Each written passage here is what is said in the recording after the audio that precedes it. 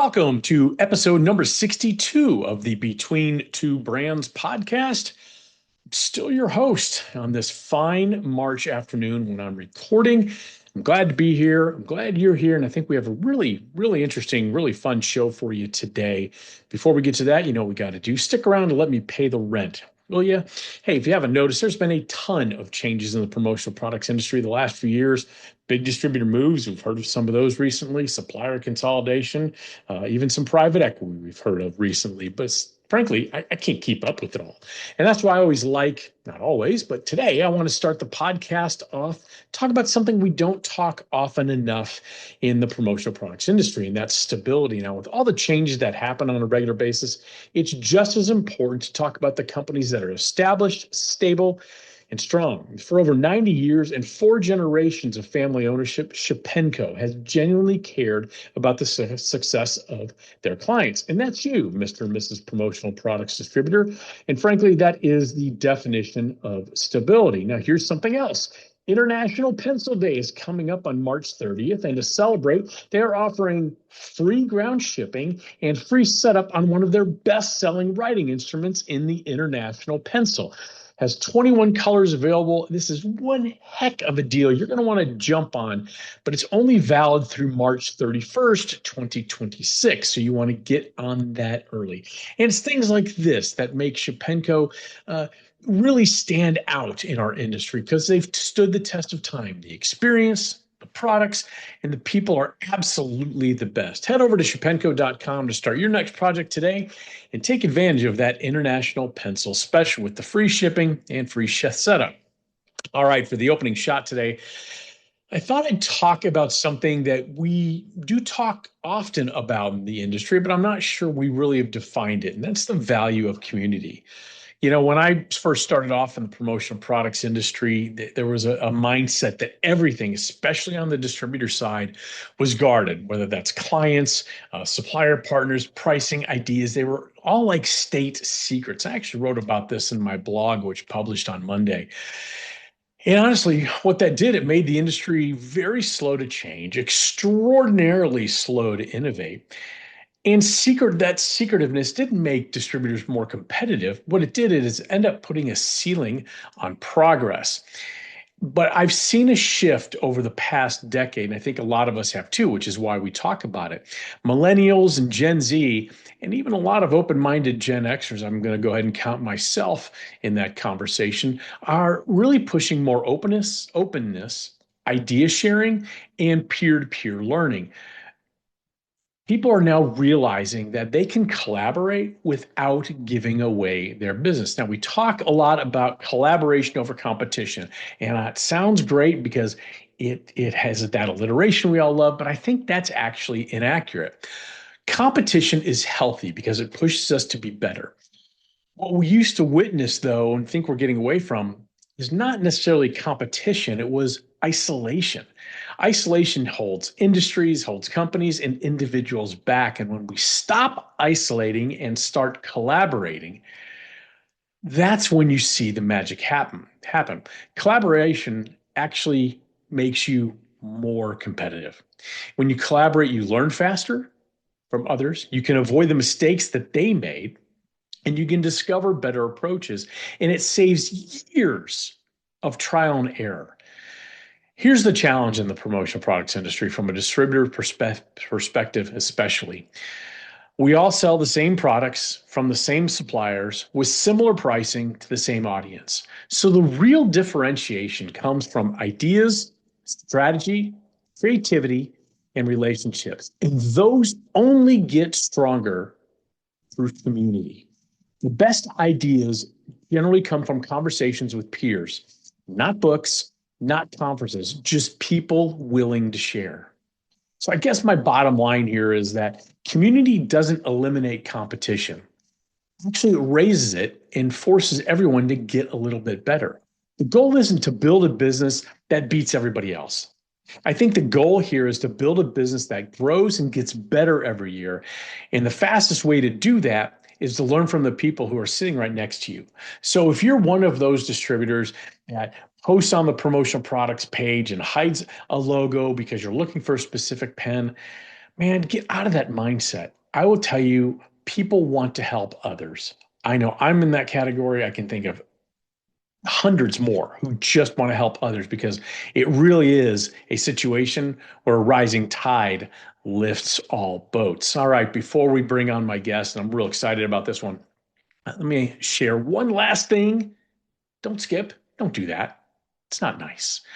No, that's not nice or not nice, but I just rather you listen.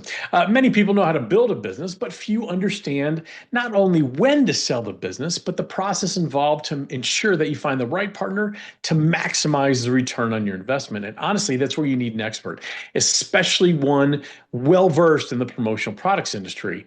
You need them to help, which is why it's so important to contact our friends over at Certified Marketing Consultants. Jamie Watson and her team have decades of experience facilitating private company sales here in the branded merchandise space. Now, to help you evaluate if it's time to sell your business, reach out to CMC at info@certifiedmarketing.com for a confidential discussion today. All right, that's enough of my yakking. Let's go ahead and see what kind of love walks in with my guest. Hey, my guest today, he doesn't need an introduction, but let's waste some time. He's got time to waste. You've got time to waste because you're listening to this. And I have time to waste because I'm manufacturing this. He has worked in the branded merchandise space since 1999. For those of you keeping score at home, that's before the turn of the millennium. Before he became the Prince of Promo in Canada, he had another career in marketing and public relations, which has served him very, very well the past 27 years. He and his lovely bride Shannon have been married since 1994, and they have a university freshman daughter who is living her best life in California. Now, one other note, he's the only person on the planet that I know that can rival me when it comes to being called the biggest Van Halen fan on the planet. We might talk about that. We might not.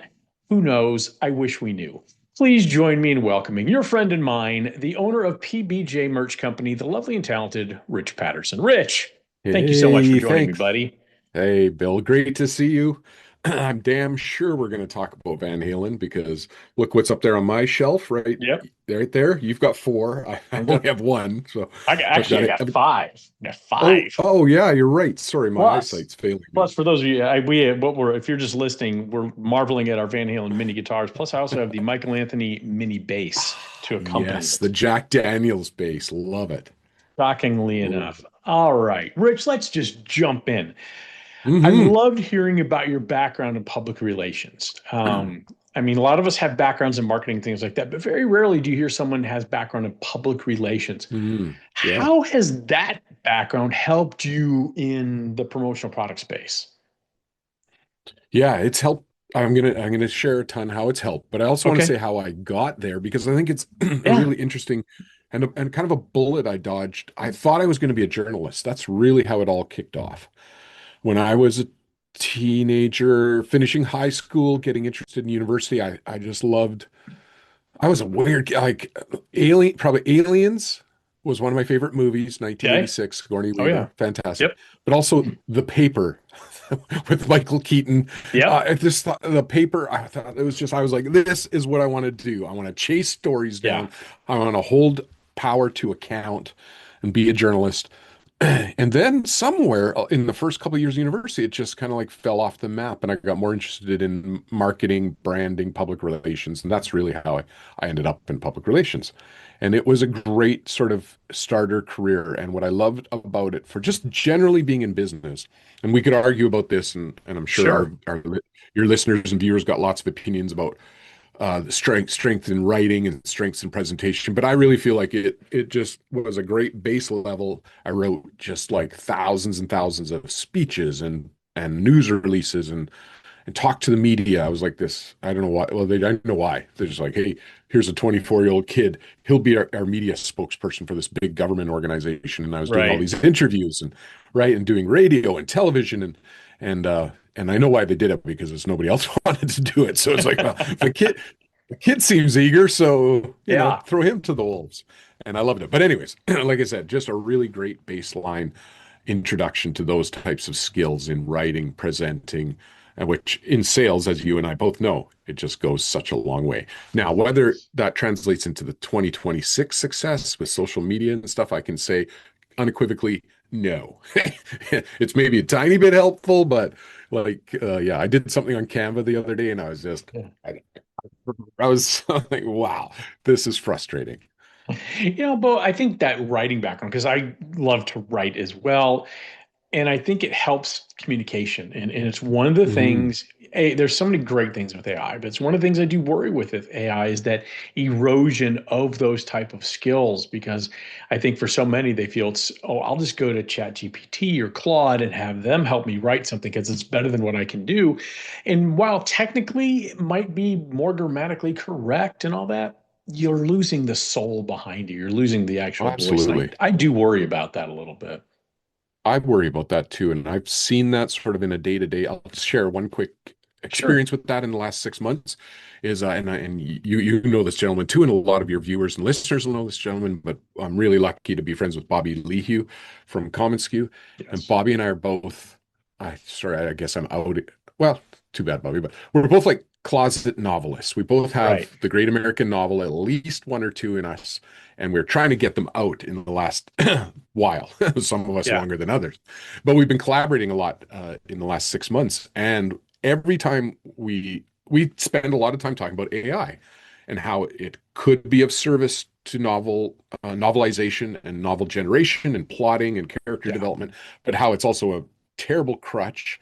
And It I is. just say my one biggest takeaway, having used it and played around with it over the last 6 months in the novelization concept, is Mhm. it's so repetitive, it's so derivative, and it's so easy to tell that It is. something's AI generated. It is. It, it It's a great. honestly, it honestly just cannot, it cannot escape a couple of tropes Yeah. about, yeah, it just can't help itself. So No, it's a good. I use it a lot of times for a collaborator, so being a solo guy, but I would never use it to write anything because it is so derivative and so repetitive, and it finds a theme it likes and it'll regurgitate that over and over and over again. I get that. yeah, I totally with you. Now you own PBJ Merch Company. Is that, I don't know the origin of the name. I must know the origin of the name. I have a guess, but sure. I'm embarrassed to guess that. Sure. So it is a rebrand for us. It's about year four now. Yeah. PBJ, peanut butter and jelly. Okay. We make our customers' message stick. We're sticky, all that. Gotcha. Also, it has a couple of cool acronym connections to what we were known for many years as Patterson brands. So that's really what our That's company where was it came called. from. Okay. Yeah. So PB Patterson brands. Jane is like my number two here. So PBJ. Okay. We, it just worked out, and No, I love it it. really the impetus for it was about 3 or 4 years ago, as I passed into my 50s, and I don't want to accuse you of anything, but I some of this might resonate. But I just started to think, like, hey, what's the next chapter? And you probably should start thinking about retirement. And yeah. so, anyways, the Patterson Brands thing did not seem relevant anymore. Not that I Yeah. ever really liked it. And I just thought, you know what? I want a brand with my name not attached to it. And that's where I we love it. landed. Yeah, I look, I think you and I are very similar age. I'm 56. I'll be 57 in November. I think you're right around the same age. Yeah. And I think, I look back at my career and, what you were talking about is kind of reinventing your distributorship, which I love. And I've had to either by my choice, by my hand or somebody else's hand, I've had to reinvent myself several times in the industry. I love where I'm at now, and I don't really want to reinvent myself again, but you always have to be looking for what's next to innovate, I Mm, think. agreed. Yeah, agreed. And I think Jane and I really got slapped in the face last year, and we've gone through another sort of reinvention in the last 6 months where we'd gotten to this good, I was gonna say a good rut, but really terrible rut in many ways, where we hadn't been doing a lot of proactive, aggressive sales planning and sales strategizing. Yeah, Because every year we just grew organically. We could count on 10 it just to happened. 25%. Yeah, just it was great. It was like fell in our laps and wow, this is awesome. And then 2025 happened and we had a really terrible year. And there's a bunch of reasons which we drilled down on. Like we did a discovery and said, okay, now I could definitely see I got involved in some volunteer things that basically took over my life.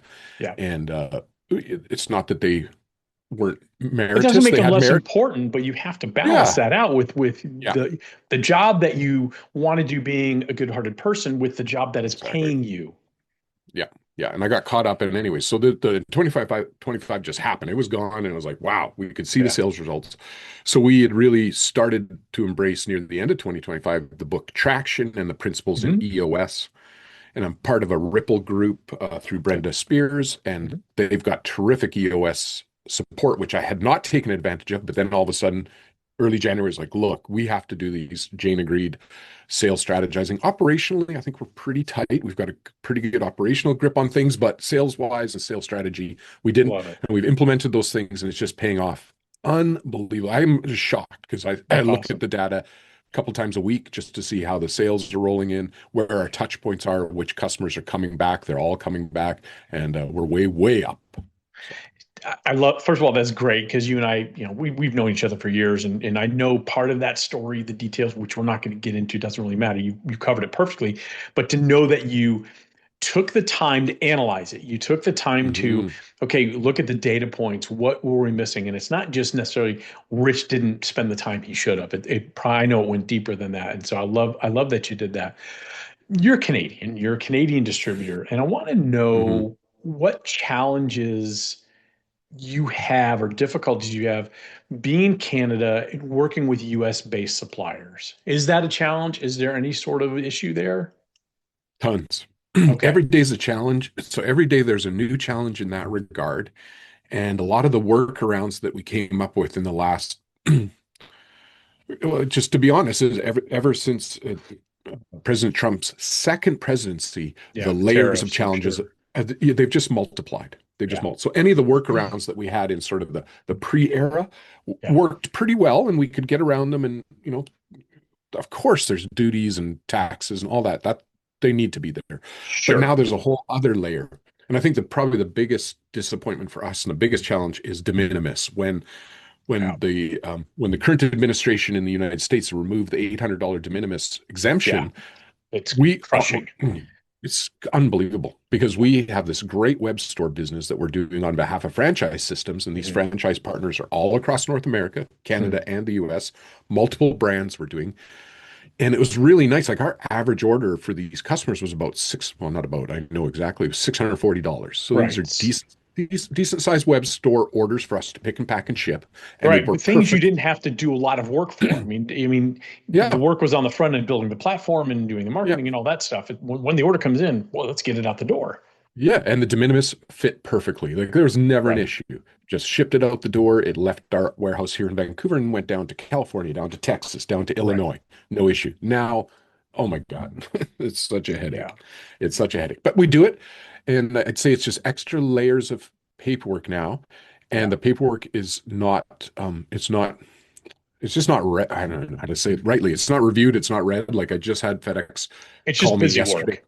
Yeah, and they said we need the MID for the warehouse. I said, please look at the commercial invoice. Like we put everything in there, the HS Right. harmonization code, the address of the actual factory in China. Like we have all the data. It's easy to find and get. Right. They just don't read it. So Yeah. Ugh. I can't imagine, the end of that de minimis. I know, it was meant to, I believe, really punish the teamus of the world that were bringing in, that's what it was designed for. But yeah. when you hear and you realize the collateral damage, it's the law of unintended consequences. And by the way, I'm not for de minimis ever going away, even for China. That's just me personally, my thought. Mhm. But then when you think, even if you do believe that that's what we need to do, and that's fine. But when you hear it impacting small business owners like yourself, gosh, that drives me nuts. It really does. Yeah. Yeah. And really, it's at the end of the day, it's extra paperwork for us. So that's a Yeah. hassle, but it's our customer. And I get emails all the time. So these franchise partners in Texas, California, Illinois, they'll email me and say, oh, it's like 2 months since I got my stuff. Yeah. And I just got another bill for $135 or something. I said, Yeah. I know, I don't know what to tell you. Like I Yeah. definitely can't absorb that, Right. you know? Yeah. I mean, Yeah. So yeah. Yeah. We're talking about challenges, and I know one of the things we've talked about, and we don't have to get deep into this, but there's challenges of running a business because you have the challenges there, whether it's the de minimis or tariffs or whatever it is. There's those challenges, but then we both have we all have personal lives too. Yeah. And I'll give a little bit of background for this part. This one thing I want to talk about is, we're both of a weird age where we have aging parents who Yep. may need more attention, kids getting to that adulthood. They have different needs now. It's a very weird sweet spot, but it's also a very difficult spot. How do you balance those challenges of personal life in your professional life? Yeah. So the last the last 90 days or even 180 days have been extremely challenging just for the very reasons you said. We're at Yeah. that age. So I've got a freshman who goes to university in September. Awesome. Thank goodness. We just get her settled. She's Yeah. just loving it. She's in California and she's just flourishing. So that's not really been an issue. Right. And then, Shannon and I as a couple, we want to sort of enter that new phase as empty nesters and we By don't the want way, to, it's awesome. I yeah, love my no, kids. Miss them, but empty nesting, highly recommend.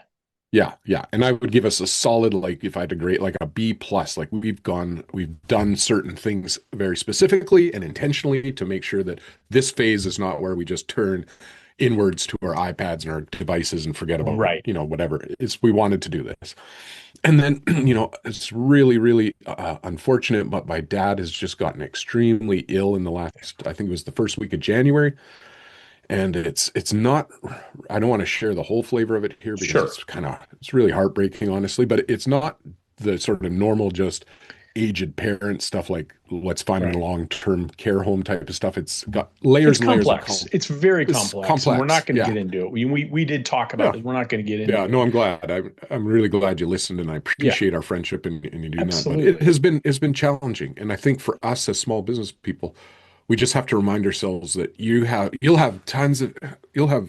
umpteen excuses just to say F it. Yeah, I don't want to deal with this, and that's okay. You can do that sort of. I sure. think you can get away with that on a one Occasionally. afternoon, Yeah. yeah, one afternoon a month type of thing where you just wallow in self-pity, and I have had those. Yeah. But overall, you just need to say, no, I cannot, I got to keep going on. Yeah. And these people, which is really great, and it's a very true thing. It sounds like a bit of a cop out or an adage, but these people in my life would want us to keep, they just would want us to keep going. Obviously, they love us and they just want us to be successful. So Well, there's no, go ahead. Please finish. I'm yeah, sorry. that's it. I was going Yeah. to say, and I think we as parents, you get to understand that a little more because if you were incapacitated in some way, or you would want your daughter to don't don't don't worry about me.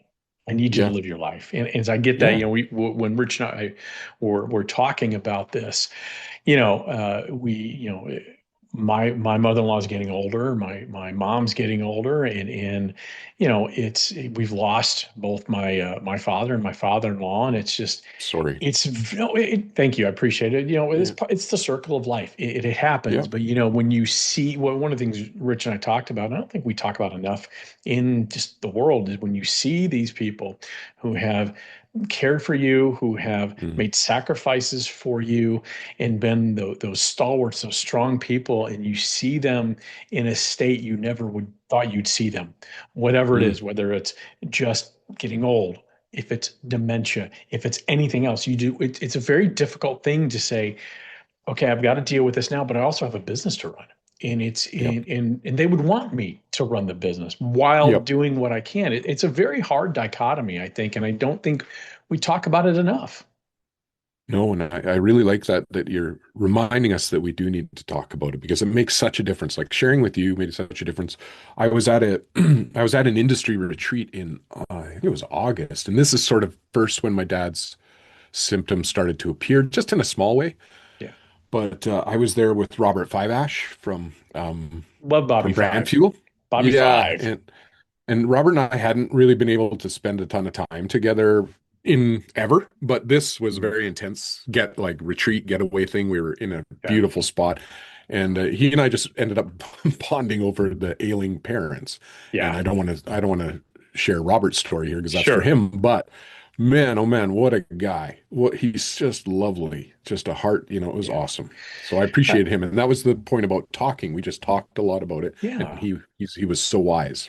It's one of those things that I find one of the things I love about social media, but I also hate about it. It becomes everybody's highlight reel, and we don't share enough of that reality that, yeah, people will share, I got a flat tire today and I missed a meeting and it sucked. Okay, that's fine. That happens.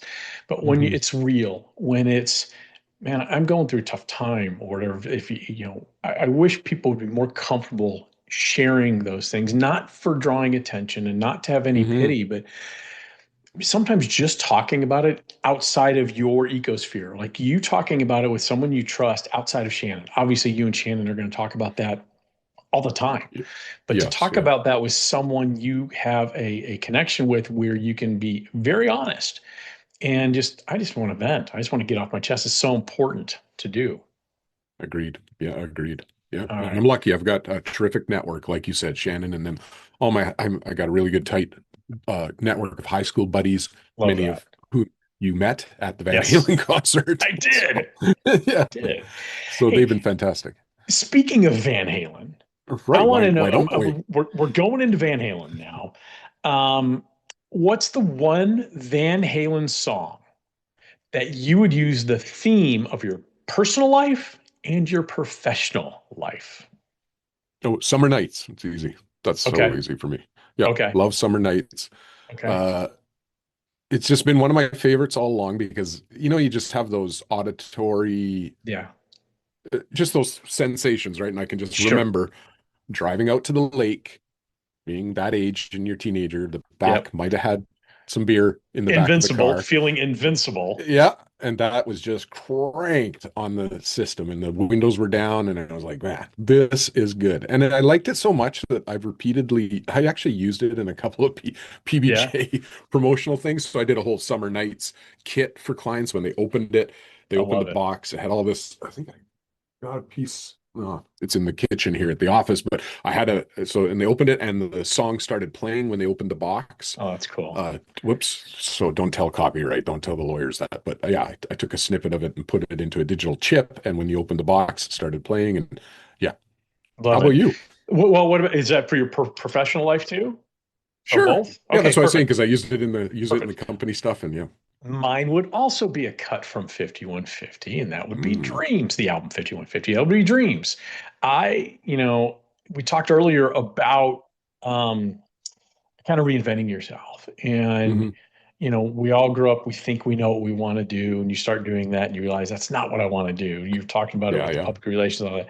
And it took me a long time to figure out what I wanted to do. And now that I'm actually doing it, and it is my professional dream come true. It's Great. things like doing a podcast like this is part of that. I always wanted to be a broadcaster, so this is my low rent way of being a broadcaster. So thank you for helping there. But then personally too, I mean, I've got a great family. I've got a wonderful life, and I couldn't have Hmm. asked for a better life. So for me, it would be Dreams. Hmm. Yeah. No, you Now, you do it. do you have anything you wanted to talk about before we say sayonara? I wanted you to have a chance to, well, I wanted to share about the experience being on promocations, I hope Provocations, yes. which is a little pitch for you and Josh, because Okay. I don't want to blow smoke up your backside too much, but it was a fantastic, fantastic event. And I thank you guys so much for including us. It was great. And I see that the next one, Punta Cana, is scheduled. So, It yeah. is And I just thought, my takeaways from the time. So we did the cruise version. So we're out on a correct. ship at sea, cannot Mhm. escape each other, but Nope. that turned into be a very good thing. And It's by and I design. always yeah, and I always say to people, I think the key difference with promocations is having a plus one along Yeah, really makes it something special that you would not experience in a Vegas or a regional ASI event or something right. like that. And there's nothing against those events, nothing No, against the trade They're- show they events, all have and their and spots. they do, they do. But having the plus ones along just really humanizes people, I found, and the group that you assembled was awesome. Well, thank you. It was a great group, but I mean, here's the best part of, I do. I love, first of all, thank you. Thank you for coming. Thank you for Mhm. enjoying. Thank you for bringing it up. I try not to do that and be too, I don't want to be too much of a huckster with that. Mhm. Mhm. But, um, the fact that we intentionally choose to make sure people are bringing their plus ones, it changes the entire scope of the event. It feels much more like a really merry band of misfits as opposed to Mm, just a bunch of promotional people. And so I love that. But I don't think we necessarily create the group. It's the supplier partners, the people who are actually paying for it, because they get to invite a distributor of their hmm. choice. And I Yeah. love that aspect of it too, because they pay for so much and Yes. they don't have enough of a voice to say who's going to be at this event, who's going to be at that event. So I really do love that aspect of it too. And the suppliers I talk to a lot, you know, they love it too. And we're actually 95% sold out. We only have one room left Oh, for Punta congrats. Cana. Yeah, so we're That's excited about awesome. that. And I'll Hold on just say the one last Yeah, piece about it that I thought just so after the event was over, sort of for the weeks after we got back from the cruise, these little gifts and notes started showing up at my office. yeah, And what was amazing is that not all of them, but a couple of them, especially this one stuck out, is Tennessee Alex wrote a yeah. note to us. And his wife signed it as well with a That's special awesome. note as well, like a little message. And I thought, Oh, that's geez, awesome. that just continued the whole thing. I was like, oh Yeah, yeah, the plus ones, meeting Tennessee Alex. I've forgotten her name, and the card is right Leah, here. Leah. Leah, thank you. Yeah, Leah's a teacher. yeah, She's just a lovely person, she is. and she signed the card as well with a little special note about Well, Shannon. Sandy's going to hate listening to that because now she's going to be like, "Are you going to make me sign the cards too?" And you know Sandy, what? you I have just to might. sign the cards. I Yeah, just might. I just might. Hold on one second, Rich. Something's yeah. happening. What? I'm sorry. What? A Van Halen Oh, rapid fire. Okay, Rich, you know how this oh works. God. Uh-oh. All right, so Uh-oh. this is either or. There are no wrong answers. It's just the Hmm. first thing that comes to your mind. Again, Right. you're not Kirby, so you can't screw this up. Yeah. Um, all right, so I'm just going to give you an either or. You let me know which you pick. Van Sure. Halen live. You're at the show. Do you watch the bass solo or do you watch the drum solo? This is heartbreaking because Eddie's not, not an option. I'm like, no, Not you an watch option. Eddie's. You watch I watched the drum solo. Yeah. Okay. All right. I don't think that's wrong at all. Album intro. So Running with the Devil, which starts off Van Halen Mhm. 1, or Mean Street, which starts off Fair Mm. Warning. Yeah, Mean Streets. Mean Street, yeah. I think that is such a iconic. Fair If you warning. don't know it, yeah. If it's the first song off their fourth album, Fair Warning, you can't go wrong there. Favorite cover song: "You're No Good" or "Pretty Woman." Pretty woman. Okay. Favorite song that's keyboard based: "Jump" or "Right Now." Right now. 100. You're killing it. You're Yeah. absolutely killing this. Non Van Halen project: Mm. Ed's guitar solo on Michael Jackson's "Beat It," Mm. or Ed's work on Brian May's Starfleet project. I'm gonna say Thriller because it's so embarrassing. It was I don't know where I was. Well, I just wasn't a Michael Jackson fan. So it was Yeah, years and years and years till I realized that was him. yeah. I got to I, tell I just you, thought I thought, oh man, that whoever did that solo has got a lot of. I was with my yeah. buddy and I said that whoever doing that solo has got a lot of Eddie flavor. And he looks at me and goes, "You dummy, it is Eddie." And I'm like, "What?" I Oh, uh I still, as much as you and I've studied Van Halen this that way and next way, I still think that might be his best solo on anything. it's awesome. All right, classic Van Halen video: Panama or Hot for Teacher? Hot for teacher. Again, killing it. EVH solo on a record: Spanish Fly or 316? I'll Again, go Spanish Eruption's Fly. not a choice. Yeah, I'll go Spanish Fly. Sure. Okay. Great new song on a greatest hits album. Me Wise Magic, which is the David Lee Roth one from Best of Volume 1, or It's About Time, which is the Sammy Hagar song from Best of Both Worlds. I'll go about. It's about time, Sammy. Really, I'm actually going to go Me Wise Magic. I would disagree with you slightly there. It was the last Yeah. vestige of David Lee Roth actually being able to sing. You could actually hear his final vocal cords straining before it snapped. Right. Right. Two more. Sammy Hagar Deep Cut, Humans Being or 5150, the song. 5150. Agreed. All right, last one. This is going to be heartbreaking. This is going to be tough, so brace for impact. Worst Oh, Van Halen idea: having Gary Sharon sing or releasing the Tokyo Dome live in concert? Gary Sharon. Yep. I'm gonna have to No disagree fan. on that one too. I mean, Van Halen 3 is horrible. There's one decent song on there, maybe, but that Tokyo Dome live in concert again, that's David Lee Roth singing in it. I can't believe they released it. I mean, it sounds like the worst bootleg you'd ever hear. Yeah, I'm not super familiar with it. That's why I went with the Gary one. But yeah, okay. No, you know what? Actually, then you know what you've won. You've won by not being Yay! familiar with it. Hey, before we go, let me huge thanks to our pals over at Shapenco for sponsoring this fine broadcast for 90 years and 4 generations of family ownership. They have defined stability in the promotional products industry by caring about the success of their distributor partners. Look at that Shapenco pencil holder Rich is showing. Head over to shapenco.com to start your next project today. Rich, always great to see you. Thank you so much for joining me. We'll have to do this again sometime. Would love to. Thanks for having me. It was really great.